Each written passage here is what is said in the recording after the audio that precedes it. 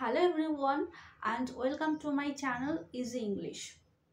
আপনাদের যদি এই সেন্টেন্সগুলো থেকে প্রশ্ন করতে বলা হয় তাহলে কে কে পারবেন? যারা পারবেন তাদের কনগ্রাচুলেশনস। কিন্তু যারা পারবেন না চলুন আজকে শিখে নিই কি করে প্রশ্ন জিজ্ঞাসা করতে হয় ইন ইংলিশ।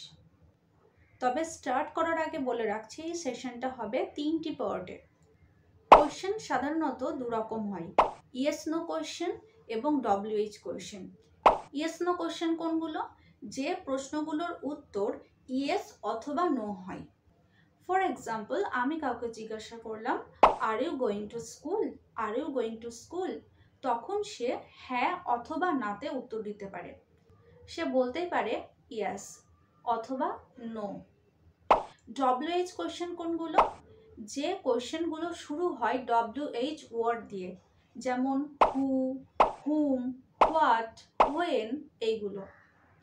সাধারণত এই প্রশ্নগুলো ইয়েস অথবা নো উত্তর হয় না, আরও কিছু বলার থাকে, সেই জন্য এগুলোকে বলা হয় WH কোশ্চেন।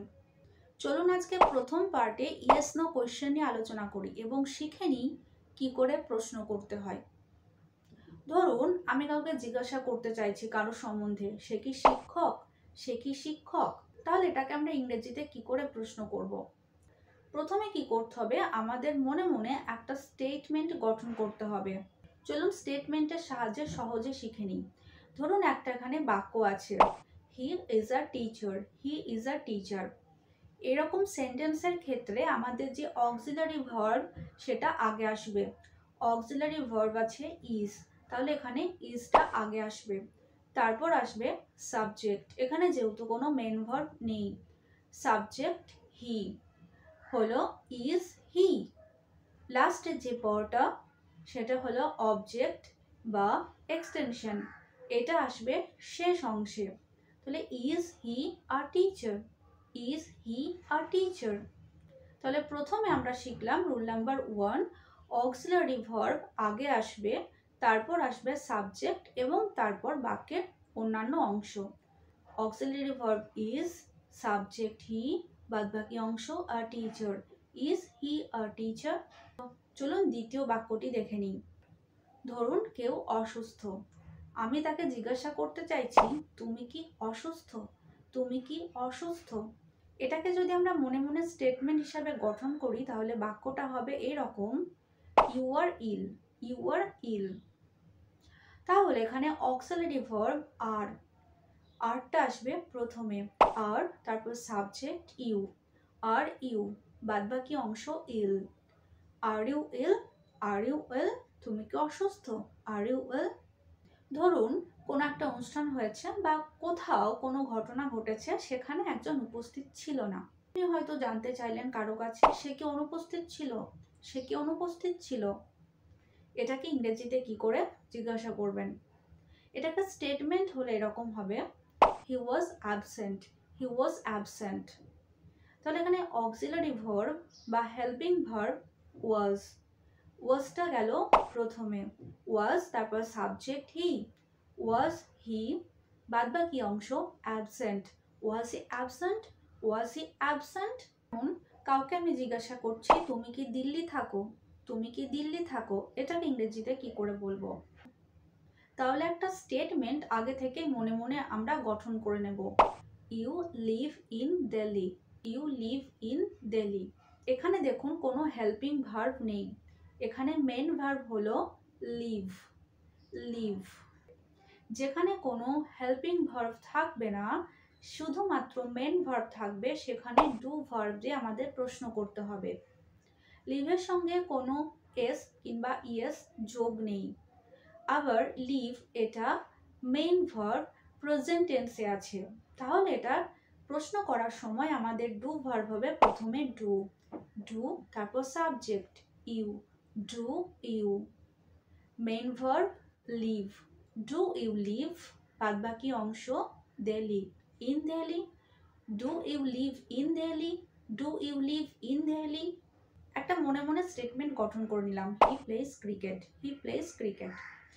এবার আমি অন্য কাউকে জিজ্ঞাসা করছি সে কি ক্রিকেট খেলে, সে কি ক্রিকেট খেলে। এটাকে আমরা ইংরেজিতে কি করে বলবো?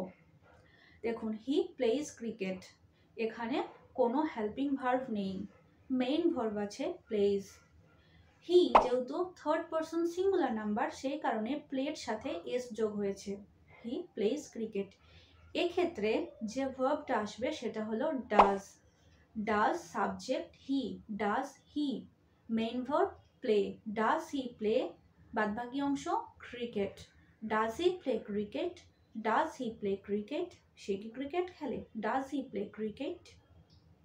ধরুন আপনি কাউকে জিজ্ঞাসা করতে চান সে কি আপনাকে ডাকছিল, সে কি আপনাকে ডাকছিল, সেক্ষেত্রে ইংরেজিতে আপনি কি করে প্রশ্ন করবেন? সেক্ষেত্রে মনে মনে স্টেটমেন্টটা আমাদের গঠন করে নিতে হবে, he called you, he called you. এখানে দেখুন কল্ড, এটা পাস্ট টেন্সে আছে, সেক্ষেত্রে আমাদের যে ভার্বটা আগে আসবে সেটা হলো ডিড। ডিড পাস্ট টেন্সের জন্য did, did subject he, did he, main verb call, did he call you, did he call you, did he call you. ধরুন একজনের আসার কথা আছে এবং আপনি জানতে চাইলেন সে কি শীঘ্র আসবে, সে কি শীঘ্র আসবে, সেক্ষেত্রে ইংরেজিতে কি হবে?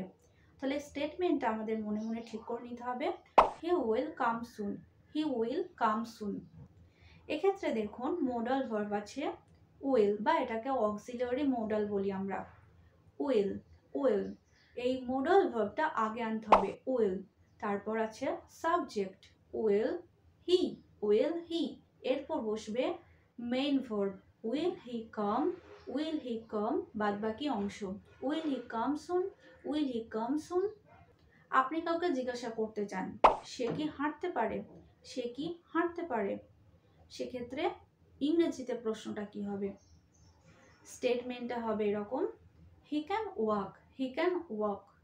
এখানে মোডাল অক্সিলারি হলো can, can subject he, can he, walk, can he walk, walk main verb, can he walk. এতক্ষণ যেগুলো আমরা শিখলাম সেগুলো সব পজিটিভ সেন্টেন্সের ক্ষেত্রে, কিন্তু সেন্টেন্সটা যদি নেগেটিভ হয় কিংবা কোয়েশ্চেনটা যদি নেগেটিভ হয়, আমরা যদি কোয়েশ্চেনটা নেগেটিভে করতে চাই তাহলে কিভাবে করব, চলুন শিখে নিই। এখানে একটা সেন্টেন্স আছে Bolu is not strong, Bolu is not strong. এখানে অক্সিলারি ভার্ব হলো ইজ, তাহলে অক্সিলারি ভার্বটা নিয়ম অনুযায়ী আগে আসবে, ইজ সাবজেক্ট বলু, ইজ বলু, এরপর আসবে যে শব্দটা দ্বারা নেগেটিভ বোঝায় অর্থাৎ নট, ইজ বলু নট, বাদ বাকি অংশ strong, is Bolu not strong, is Bolu not strong. এখানে একটা সেন্টেন্স আছে you did not it, you did not it, এটাকে আমরা প্রশ্ন করব নেগেটিভে। ডিড, এই যে ডু ভার্ব এটা আমাদের আগে আনতে হবে, did subject you, did you, negative যে শব্দটা সেটা হলো not, did you not it, did you not it. Friends আজকের পার্টে শিখলাম ইয়েস নো কোয়েশ্চেন। দেখা হচ্ছে পরের সেশনে WH কোয়েশ্চেন দিয়ে। যাবার আগে বলি যদি সেশনটা ভালো লাগে তাহলে অবশ্যই লাইক করবেন, কমেন্ট করবেন, শেয়ার করবেন এবং যারা এখনো সাবস্ক্রাইব করেনি সাবস্ক্রাইব করে সাথে থাকবেন। দেখা হচ্ছে পরের সেশনে, সবাই ভালো থাকবেন, সুস্থ থাকবেন। Thank you.